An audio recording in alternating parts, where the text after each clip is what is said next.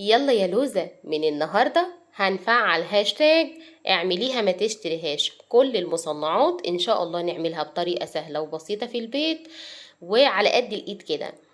هنعمل مع بعض النهاردة السوسيس او الهوت دوج او النكوني بطريقة سهلة وبسيطة، وعايزة اقولك النتيجة زي ما انت شايفة كده، اللهم بارك، بتتكلم عن نفسها.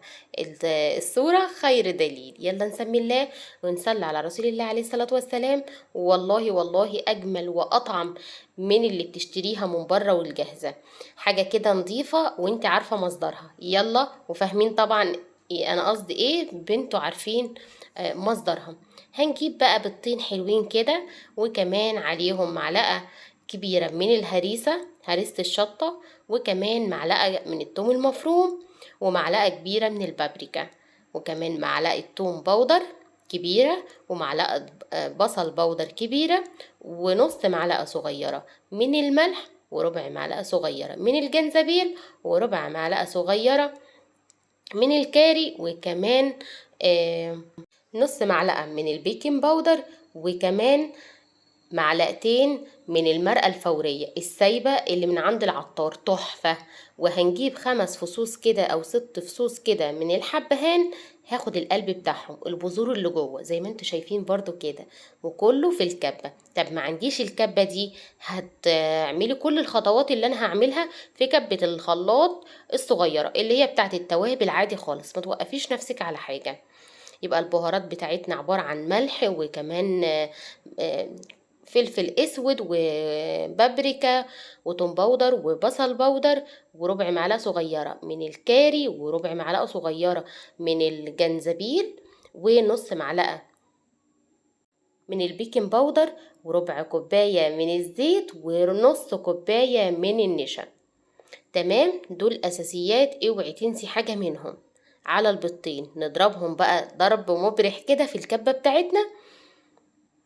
طول الوقت بقى تذكري الله وتصلي على رسول الله عليه الصلاة والسلام، وهاتيلي كده كيلو من البانيه او صدور الفراخ تكون عندك، وممكن ينفع برضو وراك مخلية وصدور، دي تنفع ودي تنفع، بس انا بحب الصدور بصراحة. ده كان كيلو بانيه عندي، غسلته كويس جدا ونقعته في ملح وجنزبيل وليمون وصفيته، وتبتدي تقطعيه بالشكل ده عشان تساعدي الكبة، وتسمي الله وتضيفي كل الكمية كده في قلب الكبة. وتقريبا كده احنا خلصنا الوصفة بتاعت النهاردة. شفتوا بساطة وسهولة كده؟ هنسمي الله كده ونضرب كل الكلام ده في الكبة. زي ما قلت لك، ما عندكيش الكبة دي تقدري تضربيهم شوية بشوية في مطحنة البهارات اللي هي بتاعت الخلاط العادية خالص. وتقدري كمان تقسمي الكمية نص كيلو مع بيضة مع كل البهارات اللي انا قلت عليها. ما تنسيش المرقة الفورية، الجنزبيل، الثوم البودر، البصل بودر، النشا، الزيت، دي كلها اساسيات. يعتبر الهوت دوج بتاعنا خلص. اهم حاجة بقى ضربنا كده، وبعد ما ضربت كويس جدا بقت عاملة زي العجينة معايا، عجينة متماسكة. ندهن دهنة زيت في البولة، وهنبتدي هقسم الخليط ده لجزئين. اول جزء هخليه زي ما هو كده، مش هضيف عليه لون.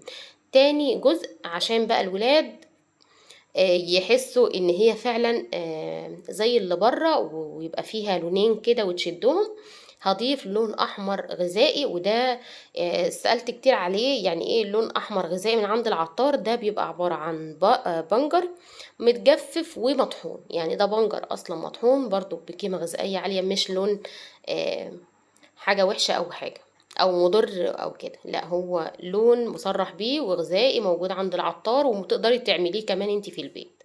عبارة عن بنجر، وتقدري تجيبي بنجر مبشور وتضيفيه عليه يبقى حلو جدا برضو. هنبتدي برضو، ضربتهم كويس جدا، بصوا عاملين عجينة معايا لازم ينعم معاكي بالشكل ده.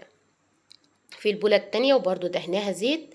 بصوا بوريكم الكبة مش مخلية فيها حاجة. تعالوا بقى نشكل ونشوف الهوت دوج او السوسيس هنشكله ازاي. فيه ليه طريقتين، هوريكم الطريقة دي وهوريكم الطريقة اللي انا هعمل بيها بقى. بتاخدي قطعة كده بمعلقة، وده ستريتش راب لو انت هتسلقيه. تمام، لو انت هتسلقيه هتلفي كده تعملي بقى النقانق بتاعتك صغيرة، تعمليها سوسيس كبيرة او هوت دوج صوابع كبيرة براحتك. وهتلفي رول وهنقطع الاستريتش راب ونربط من الجنب ده ومن الجنب ده. تمام. لو انت هتسلقيه. طب انا مش عايزه فرهضه ومش عايزه وقفه كتير وبندور على حاجات سهله وسريعه واعمل الحاجه كده ما احسش باي تعب، دي بصراحه هتبقى متعبه لان الاسترتش لسه هتقطعي ولسه هتلفي. لا، انا جبت صينيه بقى عندي كبيره دهنتها دهنه زيت بالشكل ده. وتعالوا بقى ايه، نرص بقى النقانق بتاعتنا. هنشكلها ازاي؟ تعالى اما اقولك. هاتي كيس تلاجة، ايوه كده، وادهني دهنة زيت وبالمعلقة وضيفي بقى قطعة بقى من السوسيس، تعمليها برضو كبيرة تعمليها صغيرة براحتك، وبالسكينة وعايزاها تنعم معايا كده بالشكل ده. تطخنيها ترفعيها بتاعتك انتي وحسب مزاجك انتي. وهنرص في الصينية بتاعتنا. شفتوا بقى قد ايه هي سهلة وبسيطة ونضيفة وقيمة غذائية عالية جدا جدا. عايزة اقولك والله اللي انتي بتاكليه ده ما فيه صنف اللحوم، ولو كانت هتبقى فيه لحوم هتبقى فاسدة، هتبقى يعني مش عايزة اقولك يا رجول بقى على زور على اسمها ايه الراس، على حاجات كده غريبة عزكم الله، ملهاش اي ستين لازمة. ودي بقى حاجة كده ما شاء الله قيمة غذائية عالية جدا جدا. البانيه بدل ما تعمليه دايما جنبه مكرونة، لا انت استفادي بيه. ما شاء الله بيرمي معاكي كمية كبيرة جدا جدا زي ما انتم ما شفتوا. تقدري يعني الكيلو ده يكفي معاكي زيادة عن 10 ايام اسبوع لو انت هتعملي على طول. وعملت معاكم البسطرمة قبل كده، لو مرة هتعملي كده ومرة هتعملي كده ما شاء الله الكمية هتكفي معاكي كتير جدا. خلصت الصينية بتاعتي كلها كده وجبت صينية تانية قد الصينية اللي انا حاطه فيها السوسيس. معلقتين زيت عشان في الميه عشان الصينيه بتاعتي ما تزرقش او ما تسودش من الميه. وعلى نار عاليه وبتسيبيها وتغطيها مده قد ايه؟ تلت ساعه مش اكتر من كده. 10 دقايق على الجنب ده و10 دقايق على الجنب ده. بس زي ما قلت لازم تغطيه على نار عاليه، مفيش مشكله. على البخار عايزه اقولك السوا بتاعته تحفه حلوة جدا. ولا بقى سقطتي السوسيس او النقانق في المية ففكت ففي راح له مية، لا ده انت بقى كده غنية عن كل حاجة. اللهم بارك، الكمية كبيرة جدا. خلصت كمان الكمية التانية. متماسك جدا جدا، مش قادرة اقولك حلوة قد ايه، قيمة غذائية عالية مش قادرة اقولك قد ايه، نظافة مفيش كده حاجة كده بجد. عايزة كل الكومنتات تكتب تسلم ايدك يا دودو، تعملوا شير للفيديو عشان الفيديو ده يتشاف، وشيريه كده ما بين اصدقائك وحبايبك عشان يستفادوا بالوصفة. الوصفة موجودة بقالها كتير على مواقع برضو التواصل الاجتماعي، بس احنا ما عملتهاش بصراحة غير معاكم دلوقتي، يعني مش موجودة عندي في القناة قبل كده، أول مرة أعملها في القناة.